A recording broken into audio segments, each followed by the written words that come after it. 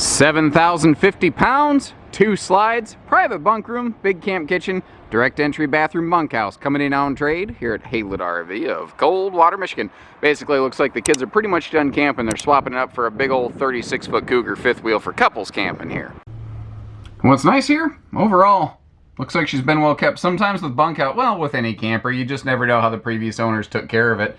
But bunkhouses, you have more bodies, more kids, more opportunities for ramrodding and banging around, and looks like this one was used, but gently so. The sofa will bifold down into a small sleeper. The dinette here can fold down into a larger sleeper. Those black bench ends are actually doors that swing open for storage access. And real quick, you might be wondering, why is there an extra cushion back here? Well, the side cushions on the U-dinette are actually one big piece that actually go all the way into that rear corner. So you don't use those when you fold it down for sleeping. You use the one that's all the way against the back wall, and then that bonus cushion right there is kind of like a sleeper conversion cushion, effectively. I like the wood tones in here because it's warm, but it's not too light, it's not too dark. It's just a nice, warm, neutral wood tone. Skylight above the kitchen area there, letting in some extra ambient light, which is always nice.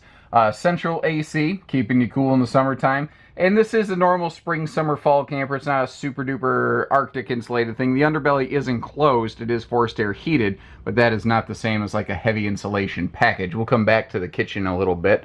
One thing I do want to point out though is the kitchen pantry is kind of over here. Now this could be pantry, closet, linen space, a little bit of whatever you really need it to be. The bathroom does have direct entry door from the exterior, but that does deadbolt shut if you need some privacy there. And what's nice is if you do happen to be on the stool here, you can reach it. RV looks to be winterized currently and clean.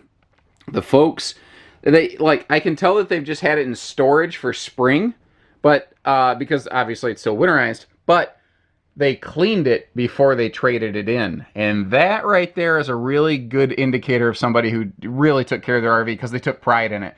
Now this is an unconventional thing I don't know that I've ever really seen a lot of before. There's a draw shade in the bathroom ceiling skylight, which kind of smart for helping keeping some heat out of here. And you can always pull it open when you need the extra headroom in the shower, but you don't usually see that in the bathroom area. Now back here in this bunkhouse, you do have a like accordion style door that you can close this off if you're so inclined.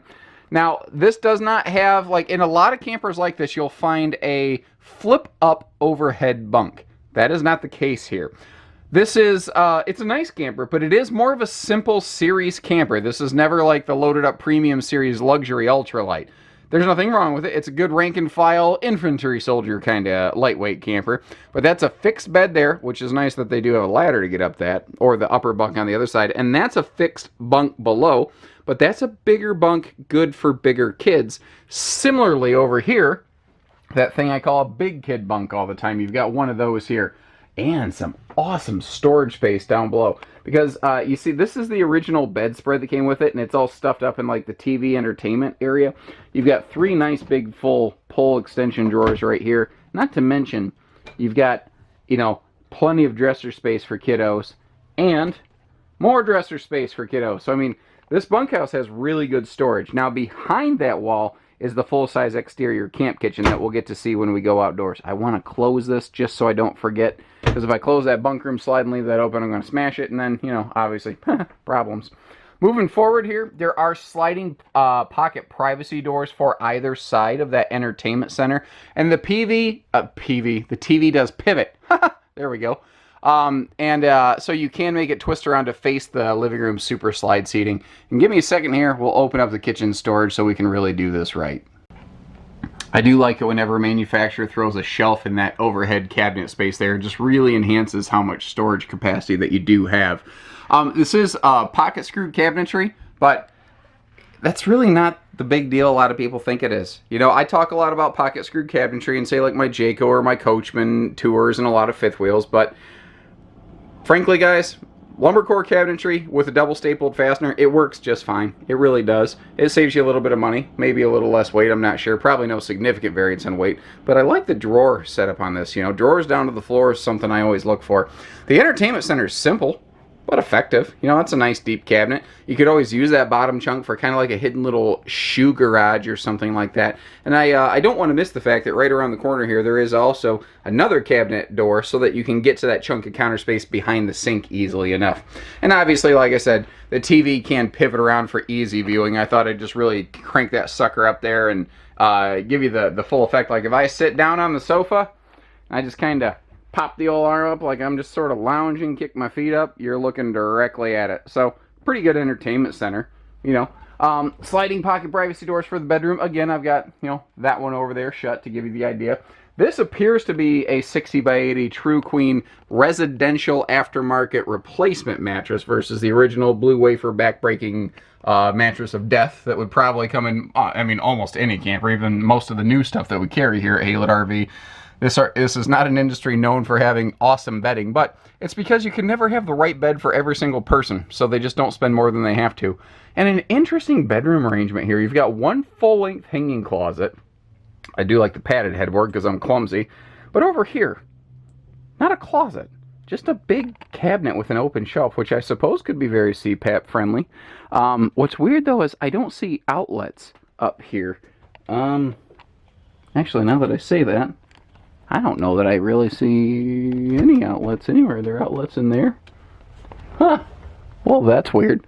They didn't put any outlets up there. Huh. What a missed opportunity. I actually hope you appreciate my willingness to say things like that. Like, hey, what a missed opportunity, you know. I try to pull no punches. I try to share the good, the bad with the ugly and everything in between when I do this. Sometimes a little bit of it is based on my opinion, and sometimes it's based on, you know, consumer feedback that I get from folks like you. But I always try to give you a good, fair idea of what you're getting into when you look at something here, especially a used RV, because there's no Carfax for camping. So I try to give you, to the best of my ability, the good history of this thing, or any good account of its history, if it's not good history, that I possibly can. And while I do feel that a lack of a bedside outlet was a missed opportunity from the original design standpoint, it doesn't take away from the fact that this trailer sitting here, not really unhappy with it. I can't find, like, there's no soft spots in the floors. I can't find anything that's broken. I don't see anything that doesn't work. It looks good. The skin's nice and clean. The decals are looking shiny. They're not flaky. They're not peeling and faded. The RV has been kept very well. And again, the underbelly is enclosed and heated. It's not super specially insulated. That's not what this is intended to be. The roof you can walk on if you need to, take care of all your maintenance stuff. The spare tire doesn't look like it's ever seen the light of day, and the primary tires don't look like they've ever had an issue. Everything looks pretty good there.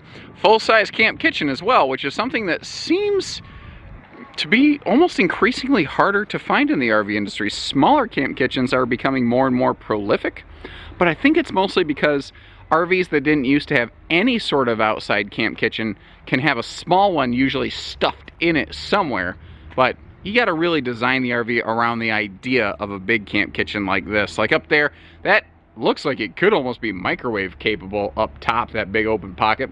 Bigger fridge, and I like how everything's really slotted in place here. This looks very purposeful and you know, built with intent. Real sink with a real drain that does actually go into a holding tank. You can see the plumbing for her right there. And again, we do have that direct entry bathroom door, but it does have a deadbolt, so you don't got to worry about anybody walking in on you when you're doing your business in all your glory.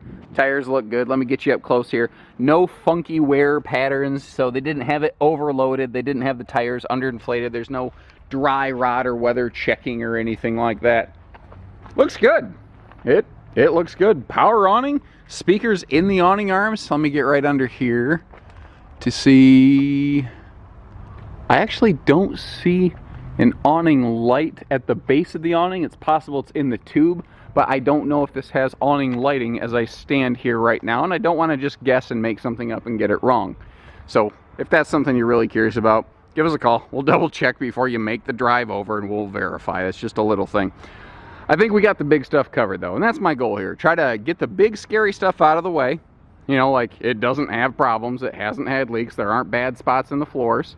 And then, if you have little questions, you give us a call. We'll iron out those little details, no sweat. And that's what we do here at Haylett RV. That's how we keep all these different hundreds of things on hand and rolling through all the time. So take care, stay safe, have fun, and happy haylet camping, everyone.